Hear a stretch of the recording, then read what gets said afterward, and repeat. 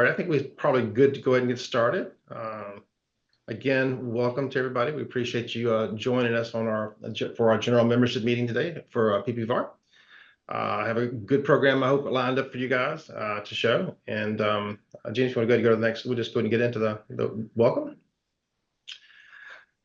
So a couple of things that I want to make sure that we had opportunity to share with membership today was really the tremendous effort by the board over the past year. The travel, the time, attending seminars, and just the overall promotion of PPVAR's mission, as well as promotion of AVS-01. It's really tremendous work by the board, and I'm hoping you'll see the value there as we get into that section.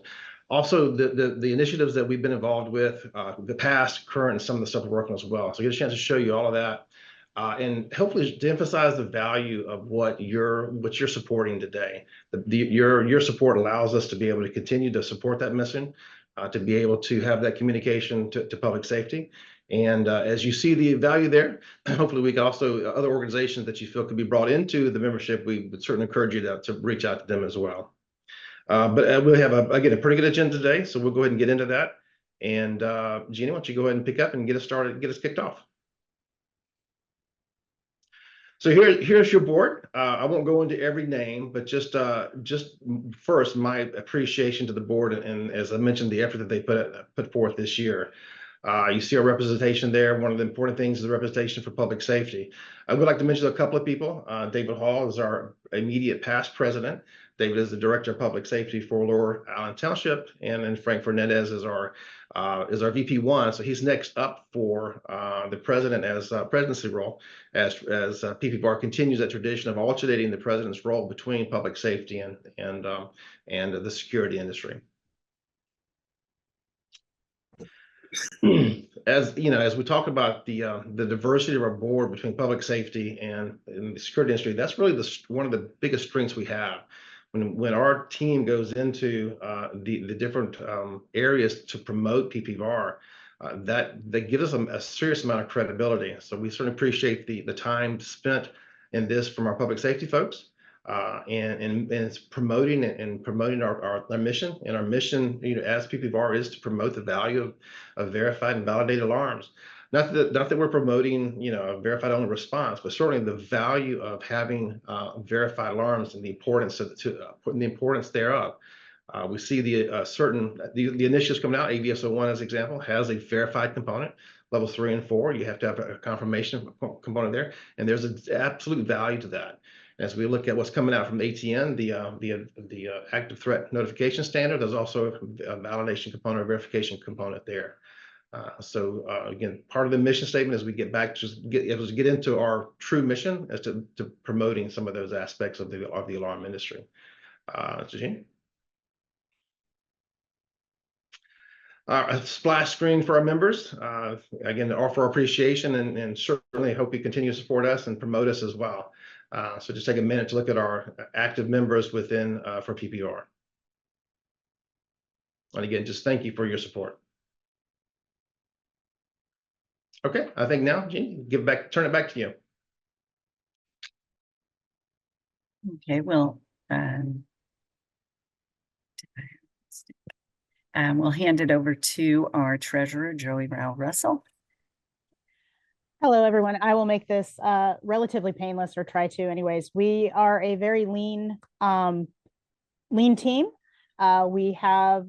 We estimate 76,000 from dues. We have had some decline in dues, a moderate one, mostly due to consolidation. As more people are buying, we're losing members because they're consolidating into other member companies. So the mission is still strong. We still have people who are coming, but means to less revenues. Our expenses so far this year, as you can see, are $28,995.74. So we're still well within our dues, and our reserves are still very strong. The point of the reserves and why we want to keep our reserves and why we continue to build them is because to what Mark was saying about when we go to represent and try and evangelize AVS-01 or work on ATN, one of the things that PPVAR does is we sponsor law enforcement to be able to do this, because as we all know, most municipalities do not have extra budget for this. So that's a large portion of our budget every year, is to ensure that we can have law enforcement participate in all of our missions. And to that, I'm going to turn it back over unless anybody has any questions about our treasury or what we're doing with our monies. No news is good news, right? Thank you, Joy. Thank you. Yeah, so and this part, we just kind of wanted to talk about our accomplishments because you pay dues and we wanted you to see what we've been doing with them. We've been super active. Show you this. So we've gone to a number of speaking engagements and we apply to many of them. Some of them we don't get into, but again, as Joey mentioned, you know, we do want participation from our public safety people who might not have the budget. So we supplement that in order to have these panels so that they can come in and represent at alarm industry events or public safety events or anyone in this process. So you can see the International Wireless Communications Conference we've been to, ISC West, the APCO, ESX, Pennsylvania Chiefs Spring. So this is all 2023, as you can see. 2024, we were at the Sacramento Area Alarm Police Forum. ISC West, we had a great presentation there with lots of participation. The TMA mid-year meeting, so we're kind of hitting all audiences. We're hitting dealers, we're hitting monitoring companies, we're talking to police and ECCs. Upcoming, we've got this going on at APCO in August. We're going to be presenting there, NASNA, Cal APCO, TMA annual meeting, OPSTEX, and ISC in next year. That should be 2025. Jeannie, if you don't mind, I'd just like to expand on that a bit more too. I just want to park here because this is really the most significant opportunity for us to amplify our impact on ABS-01 awareness and adoption. And as you can see, our presence at key conferences like ISC West, ESX, TMA, and the various public safety events such as APCO, NASNA, and the Chiefs Associations really underscores our commitment to reaching and educating both industry professionals and public safety stakeholders. Our members have dedicated their expertise not to just establishing quality standards and delivering training, but also tirelessly promoting ABS-01 and our mission nationwide. I feel like we've not only advanced industry practices, but also enhanced collaboration across emergency communications, law enforcement, and the alarm industry. And I feel like we're just getting started. The list that you see here on the screen, I think will just get more expansive, especially with the standard. We're seeing increased interest for us to present at other events and conferences. And we've got a really passionate and committed team. We just got asked, I think it was just yesterday, to speak at CalNINA. And when I sent the email out, I believe it was Joey who replied in like record time and volunteered to take the event in like less than 5 minutes. So super, super proud of this team and their hard work attending all of these various events. And I'll pause there. I'd be regretful not to highlight the other important channels as well, which is our published content. I'll pass it over to you, Jeannie, to elaborate on that, but just definitely wanted everybody, you know, in the audience to know how hard this team is working at attending events. Thanks. Yeah. So, and in addition to actually attending events and providing those presentations, our board and members have been working on publishing lots of information in many different magazines and publications. SDM, you can see here, you know, and various things. So not just, it's not all ABS-01, although that has been our focus in the last year or so. But lots of SDM, we've been in IACP. We have more coming up. Watch for articles on as it rolls out. You know, you'll hear more from us on that. And, you know, these do take time too. Our board is spending time creating these articles and working with the publications to get them out there in a timely manner so you can hear about them. And then we can hand that over to Steve Walker. I'll get it. I'll kick it off and get it over to Steve. I think we do have an open position that we have for the board of directors. We have a stellar candidate that we'd like to introduce to the membership today. And then we'll ultimately ask for approval here by the voting staff. Steve Walker, who's on our committee for this, I'll turn to him for introduction. So Steve. Yeah, thanks, Mark. So as Mark mentioned at the beginning, our board is comprised of members from both the security industry and from public safety. One of the great strengths of our organization, and really pleased to bring before our membership today, introduce to you a candidate for the board of directors for one of those security industry positions. Tammy Cosby is the person that we are nominating today for that board position. Tammy is a long-term member of the security industry with over 30 years of experience, and she has worked for a number of prominent companies, Protection One, ADT, and now leads the monitoring operations for Everon. And I have had the privilege and opportunity of getting to know Tammy over the years and working with her, and I just couldn't be happier to bring her to our membership as a candidate for the board. I think that with her experience and with her knowledge and her commitment to our industry, she will be a tremendous addition to the board. So with that, Tammy, would you maybe be willing to, introduce yourself a little bit further? Sure. Tammy Cosme, my anniversary just passed on the 9th of July, so I'm at a whopping 38 years. They don't let me forget it over here. But again, I'm just honored and humbled to be nominated for this opportunity. I look forward to partnering with this team. I had my first sit-in the other day just to get to know what was going to happen today and meet everybody, and the excitement and enthusiasm just comes across so well, and I would be honored again to be part of this and work with you guys.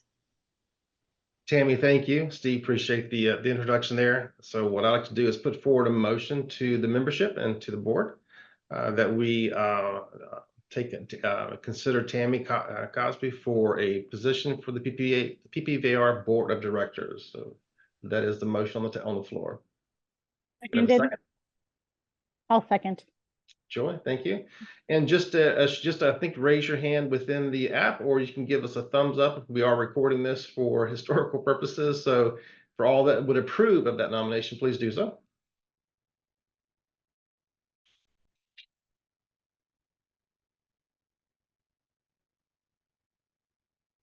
Give Jeannie just a minute to tally. With that, if it put your hand back up, hand back up there again, please. Yeah, there we go. That works. Thank you, Andy. Appreciate that. Multiple. All right. Okay. And is there anyone that would oppose the nomination for the position? Okay. I would think that vote carried. Yes. Steve? Thank you. Thank you. Appreciate that. All right. Next up, I believe we get a chance. We'll do an update on the AVS-01 and also give a quick update on E10 as well. But for AVS-01, we do have a short 3-minute or so video that Dave Morgan will play. And kind of give you a quick intro. Most of you probably understand or know about AVS pretty well, but we think there may be one or two that may be somewhat still new to that. So let's give a quick intro. So David, whenever you're ready, let's show the video. The Partnership for Priority Verified Alarm Response, or PPVAR, was established to promote the value of verification and validation of alarm activity during the emergency response process to reduce false alarms, facilitate priority response to alarms, and increase first responder safety. In a 2-year collaborative effort between PPVAR and the Monitoring Association, known as TMA, groups from the alarm and monitoring industry and law enforcement and public safety representatives joined together to study issues of concern for all stakeholders in the alarm response process. The collaborative efforts have culminated in the new Alarm Validation Scoring Standard, ANSI TMA AVS-01 2023. AVS 01 is an ANSI accredited standard that uses currently available and emerging technologies to analyze alarm activations. ANSI is the American National Standards Institute, a private, nonprofit organization that administers and coordinates the U.S. Voluntary Standards and Conformity Assessment System. Historically, public safety has not been familiar with the monitoring side of the alarm response process, from the alarm activation at the customer location to the monitoring center, to the Emergency Communication Center, ECC PSAP, and finally to the dispatch of a first responder. There are hundreds of monitoring centers requesting calls for service to the approximately 5,500 ECCs PSAPs throughout the country. Until AVS 01, there hasn't been a standard or unified communication protocol used for effectively and precisely communicating details on intrusion alarm calls to ECCs or PSAPs, other than the ASAP to PSAP protocol. The data used to evaluate these alarms are not limited only to alarm signals, but also includes data from video, audio, and other emerging technologies. Alarm monitoring centers can scrutinize this added information to confidently score an alarm using the AVS 01 standard that reflects the validity or potential threat level of an intrusion alarm activation. The alarm monitoring center operator can then relay the information in a standardized process to the ECCs or PSAPs. Emergency response and call prioritization can be improved using the predefined alarm levels from 0 to 4, raising the ECC or PSAP's confidence about incoming calls for service. This is a game changer for the alarm industry and for law enforcement. Better response outcomes are also expected, including increased apprehension of criminals. This standard will bring greater clarity and efficiency to the alarm response process for all involved in emergency response, including our nation's first responders. To learn more about the AVS 01 standard and how it can relate to the alarm industry, 911, and public safety, visit the standards page at tma.us or our website at ppvar.org. Thank you, David. Appreciate that. Nice video, really nice video.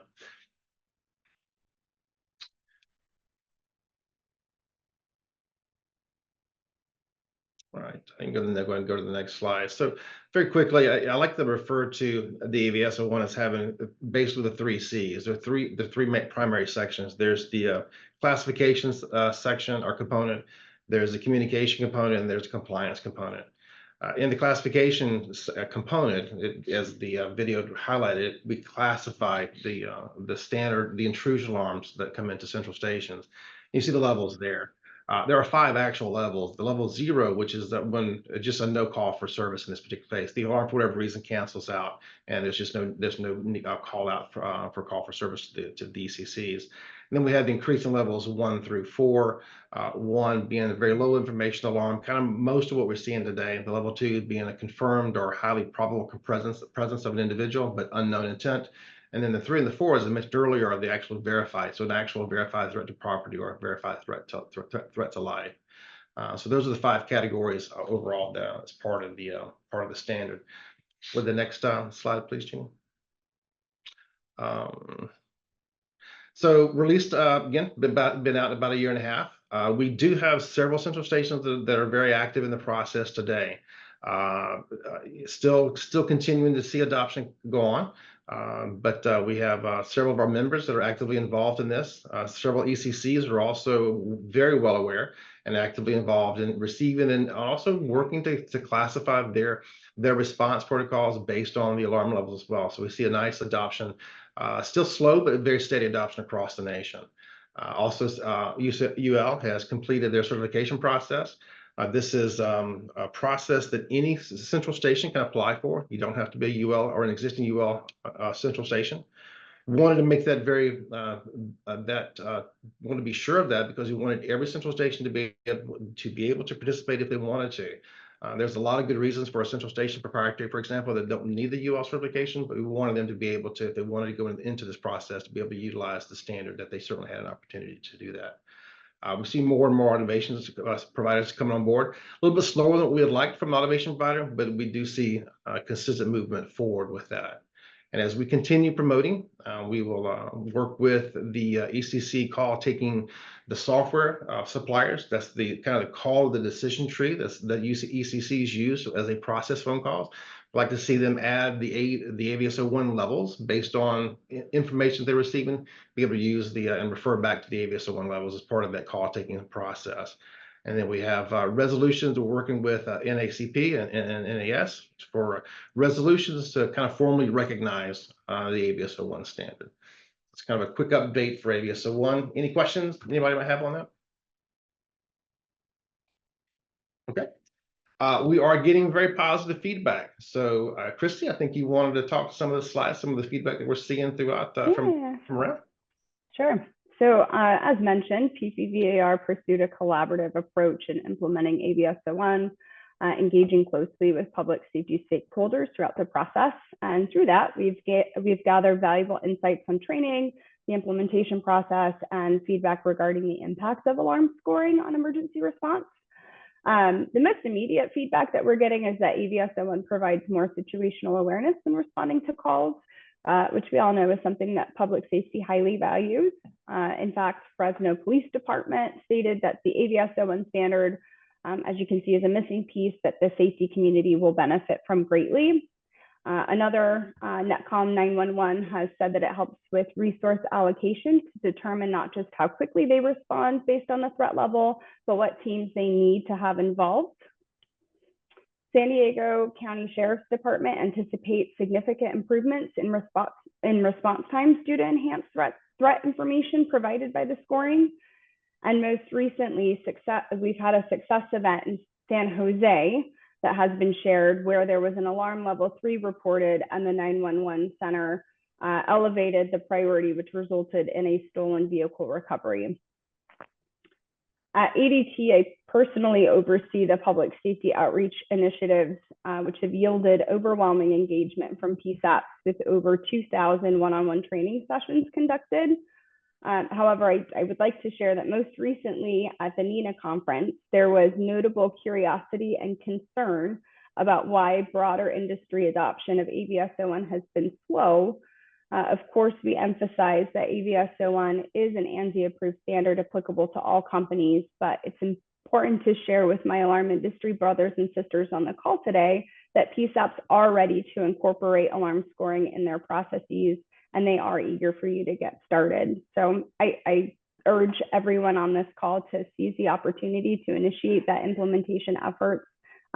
Your collaboration is vital, and the benefits to our community safety are substantial and immediate. Thank you, Christy. Appreciate that. There are other videos out there that's certainly available to the public and to ECC. This presentation, Jeannie, will share with the membership, I'm assuming. Just to have out there that PPVAR has a YouTube page, and on this page has all of these also on our website, but also on our YouTube page. If you wanted to go and see any videos, if you wanted to see a previous ISC West presentation that we did, we have lots of information up there. Anyone can go in and check it out. Our website has specific, if you look and a drop down under resources, we've got a page specifically for public safety. We've got an alarm industry page with lots of this information. We have a printout of a postcard that's some, I believe, ECCs are using just as, I don't want to say a cheat card, but just as a reference card, easily look at, quickly colored coded numbers. You know, before we get the software on board where that's coming up in it, but they can have it right there. But you can print it out, download it, take it for your use anytime. Good deal. And a shout out there to David Morgan's company, SDM, who's helped collaborate with us to put these videos together. Outstanding job on the videos. David, thank you and your company for that, for the effort there. All right. Another resource, TMA has created 3 educational modules that are available to the industry now. They are really good modules. You should go take a look at them. They are free to the industry. These modules, the TMA and the PPVAR worked very closely together to step through and create the scripting, the text for the modules. Very well done. Good text testing toward the end to confirm, kind of a understanding of the standard. But you're welcome to go to the tmatraining.net to see them, register, sign in. Again, they're free. And again, just an outstanding job for a nice training program to introduce how to process these alarms within your monitoring center. Now, to Dave, there's another standard that we're working on. In fact, Dave and our co-chairs for the ATN, the Active Threat Notification Standard, and Dave, maybe a little bit of background for ATN and kind of where we are with the ATN standard. Thanks, Mark. Well, the process for AVS-01 went extremely well, as we can attest to. It took us 2 years roughly to come to culmination, but as everybody has saw, it's rolling out. So the standards committee for TMA came back and said, why don't we do the same thing for active threat notifications? And everybody knows that those have become increasingly, unfortunately, happening. And active threats could be things like monitoring shot detection, weapons detections, manual lockdown notifications, and other innovative threat technologies. So it can be by human interaction initiated, or it can be through other types of notifications that come out of some of the technologies that are out there. So we TMA put a committee together. As Mark said, he and I are currently co-chairing that. And we are working on the narrative that will eventually go to ANSI. It's come apart very well. We spent the last several meetings actually going line by line through the standard language and making changes. It also has representation from the alarm industry as well as public safety. So again, that's the strength of PPVAR, and also of how we do things mutually, by taking the best of everybody's discipline and putting it together for a positive, fruitful outcome. So we are at the point where at the next meeting, which will be tomorrow, that text has been put out to everybody to read over, and hopefully if there are any changes tomorrow, they might be minor, because we pretty much hashed out a lot of the difficult things. And I think Mark will be calling for a vote on that, at which point it will be advertised and then out there for public comment. So it's another success story in the making. Yeah, no doubt. Thanks, Dave. Appreciate that. Okay. Any questions on either of those two standards from anybody? So as we look into the future of what PPVAR is going to be working on, certainly we'll continue to promote AVS-01 and continue those efforts there, the education, the awareness, not just from our perspective, public safety, as well as the security industry as well. And also we'll probably factor in the promotion awareness of the ATN standard as well, as that becomes a standard, becomes published out. But there are several more things that we got in the hops. Frank, you want to talk about the RTCC? Yes, good afternoon, everyone, and thank you very much. Yes, certainly what we're looking forward in the future is looking at the RCCs, which are real-time crime centers today. Police departments across the country are deploying these types of centers and utilizing drones, utilizing real-time cameras, and also an assortment of other opportunities to provide officers with situational awareness. So one of the areas that we're looking at with AVS-01 is to try to get AVS-01 directly into those real-time crime centers so that they can have awareness. This is still in the evolutionary process. We're trying to develop it as we go along. But I think it's something that's very worthwhile for these real-time crime centers to adopt going into the future. Thank you, Frank. And John, maybe a comment on the ECC protocol call software, processing software, and the 10-digit emergency dialing effort that we are working on. Thanks so much, Mark. For the ECC protocol, there are 3 main organizations that provide emergency dispatch protocols or call processing software for 911 centers. PPVAR has had conversations with each of them during the development and implementation of AVS-01 over the last couple of years. Specifically, our ask was to ensure that the protocol vendors understand what the AVS-01 standard is, and as well as understand the opportunity to improve emergency response outcomes, especially for intrusion alarm activations. For the alarm activation dispatch protocol, we asked the protocol vendors to include a question to ask what the AVS-01 alarm level is for the incident being reported, and to include reference information for the 911 center to get additional information about the alarm. Using the alarm level, the 911 telecommunicator can better classify the alarm incident and receive the most appropriate law enforcement response. Now, there is a lead time for these protocol vendors to revise their application or guide cards, but each vendor has acknowledged the availability of the AVS-01 standard and that 911 centers are already receiving this information today. We're going to continue the conversation with the vendors as they revise their products, and we anticipate that as they release new versions, they'll have that information about AVS-01 and alarm levels built in. For the 10-digit number, 10-digit emergency dialing, today, when alarm monitoring companies transmit alarm activations to 911 authorities, virtually all of those notifications are made to local 911 centers via a non-emergency or 10-digit telephone number. By their very nature, those non-emergency lines are often the lowest priority calls to be answered by our nation's 911 telecommunicators. Increasingly, alarm monitoring centers are receiving high priority in-progress incidents where there is a confirmed and immediate threat to life or property. Unfortunately, although these calls are emergencies, alarm monitoring centers don't have the ability to directly reach the 911 authority by dialing 911 or another emergency telephone number. As a result, there could be a delayed response to the incident, and that can cause stress for the victim of the incident as well as the alarm operator as they wait 10 or more minutes for the non-emergency phone to be answered. This delay can increase the likelihood of a negative outcome. So working with the National Association of State 911 Administrators, or NASNA, PPVAR is seeking their support to allow alarm monitoring companies who are members of PPVAR and that have implemented the TMA AVS-01 scoring methodology to access the 10-digit emergency numbers for 911 centers for the express use of transmitting alarm level 3 and alarm level 4 incident information for emergency response. PPVAR has developed a white paper on this issue and has a meeting to brief the NASNA members at an upcoming session. Turn it back over to you, Mark. Thank you, John. Thank you, Frank. Appreciate that. One of the upcoming campaigns that we're looking to do, and you see there coming on the kind of the next bullet point, next one down anyway, is the Get to Zero campaign.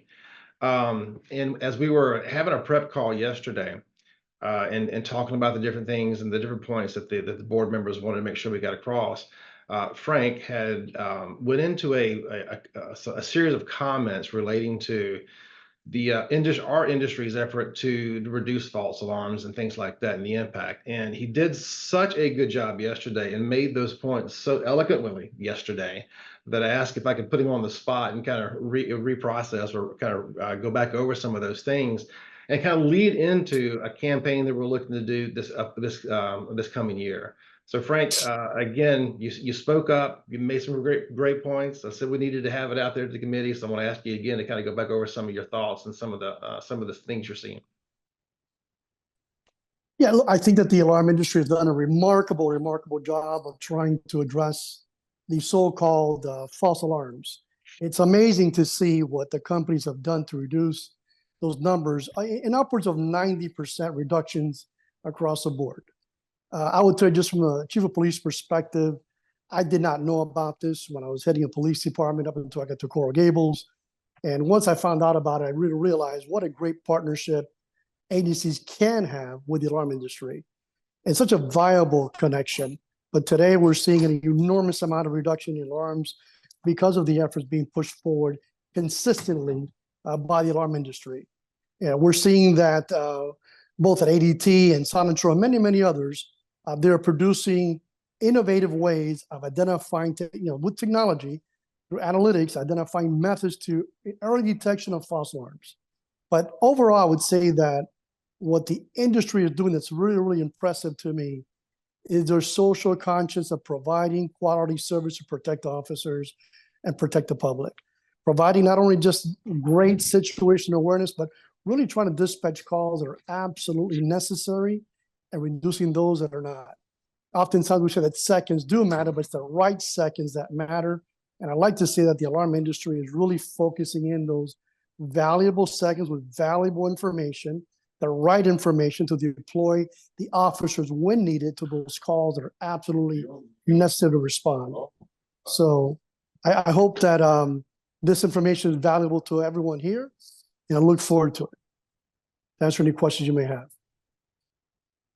Thanks, Frank. Appreciate that. That's the kind of comments that when we hear those, it says, well, it's worth the effort, right?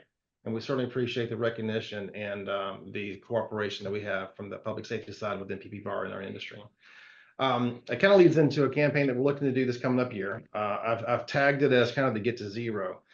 Well, while we've gone, to an extent to make sure that AVS-01 itself is not tied to an actual false alarm reduction initiative, because there's no procedure within AVS-01 that actually, is targeted on false alarm reduction, just a better classification of those things. There is a component that we always knew could be used to help foster, help promote the reduction of unnecessary costs for service. Frank mentioned that we've done a good job of that, but there's still a lot more work to do. As an industry, our internal studies showed that we filter out 80 to 85%, 85 to 90%, sometimes more, of the alarms that we receive, and they never get to a call for service. But we still know that the vast majority, still in the 90th percentile of the calls we do send to ECC, are false calls, false emergencies, not false alarms because they're actual alarms, but they're not necessarily an emergency. And we really need to focus on how we drive that number down. And I think the committee has always known that as we look at the reporting component, the compliance reporting component of AVS-01, the fact that level 0 is an important component of it. In fact, I remember a comment that Morgan Hertel made as we were going through the committee or going through the process here. He said in the committee, it's always stuck with me, that the level 0 is maybe the most important level of all 5, because that level 0 is where we start reducing the unnecessary burdens that we put on ECC. That's where we start reducing the unnecessary costs for service. And the Get to Zero campaign is just that. By use of technology, by use of better procedures, by use of whatever means possible, how do we increase the percentage of, say, the ones and the twos, the ones which we see are those low information. The twos are a person's there, but we don't know why. Most likely those are going to be not an emergency either. So how do we take the percentage of those ones and twos, and how do we get those to a 0? So that's going to be one of the campaigns you see coming out of PPVAR, and it's from an education, from an awareness process, and that's how we start to really do take AVS-01 and use it to impact, truly use by the reporting component, you help to help reduce the false calls for service as an upcoming campaign. So that's some of the stuff that's upcoming. We certainly, for the membership here, we appreciate you being with us today. Encourage you to promote us. Look for other organizations you can bring in and help join the membership and help us in the promoting our mission, promoting some of these initiatives as well. So with that, Jeannie, next slide, I'd like to open it up to the membership and anybody else who may want to have it. Oh, sorry, Joy, please, this one's yours. You want to talk about our education support campaign? Absolutely. To Christy's point, when she was talking about we need to get adoption and we need to have education and outreach both to law enforcement and public safety, as well as internally to the industry. One of the campaigns that PPVAR has is an initiative we need support to raise funds to continue to do these things. That includes producing training, producing the videos you saw. We've got white papers, we have training materials. We continue to evolve and we continue to develop the white paper, such as what John was talking about, that's going to educate to what AVS-01 and what it can do for you. So these would be funds that would be strictly used for the evangelization and education for AVS-01. So if you feel that it's an important thing and you like the materials we're producing, I strongly suggest and strongly encourage anyone to donate. We also need volunteers and help to help get the word out as well. So also as a campaign, not a financial contribution, from our members and from the industry, we encourage people to join and help in the efforts, because as to Mark's point, what he was saying, we're a very active, robust bunch. We're small but mighty, I've always said, and we work hard to further our missions, and we always welcome people who want to have the same enthusiasm and passion that we do for this. Back to you, Mr. McCall. Thanks, I appreciate that. Okay, with that, that's kind of the end of the agenda. I'd be happy to entertain any comments, questions from the membership or from the board.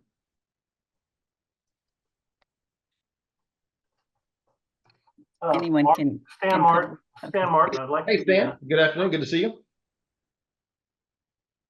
I'm sorry. Oh, I just said good afternoon, Stan. Good to see you. Yeah. I wanted to give you an update. I attended the National Sheriff's Association meeting last week and went through the committees to make. Well, the good news is National Sheriffs approved the resolution on ABS 01, so that's a done deal. Next week, the resolution committee from ICPs asked me to participate in the committee call as they, run the last review of the resolutions for 2024 that'll be, implemented by the October meeting if resolution committee approves. They've got about 7 resolutions, but I will be on that call. They've invited me to attend, and I'll speak on behalf of the group and supporting ABS 01 and hopefully get that done by the end of the year. So just want to let you know we're out there working to support ABS 01 and PPVAR. Stan, thank you for the update. That's really good news. Appreciate that.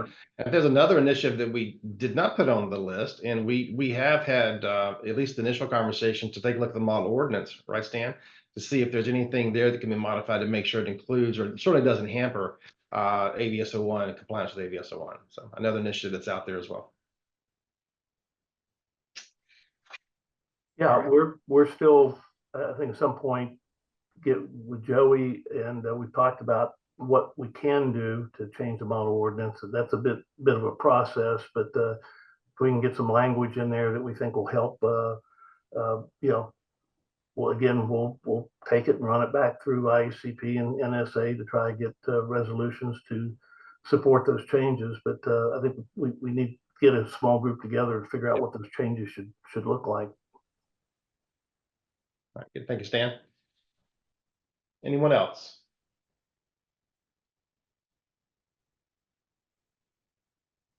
Okay. Hearing nothing, again, just my appreciation to our members and certainly our board. I appreciate the support from everybody here.